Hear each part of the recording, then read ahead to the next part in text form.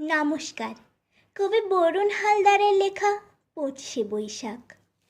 শুধু ফুলে নয়, মালায় নয়, জন্মদিনে বরণ করি মনে। কীর্তি তোমায় করেছে মহান, তুমি আছো বিশ্ববাসীর প্রাণে।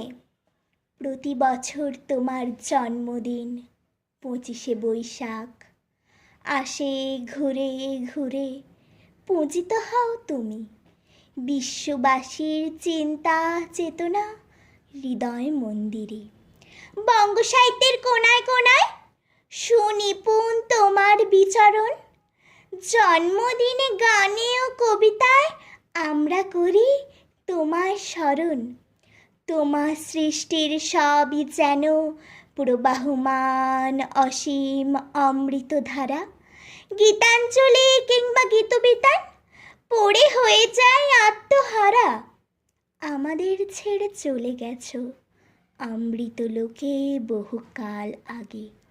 আনন্দে কিংবা বিষাদের দিনে তোমার বাণী হৃদয়ে জাগে।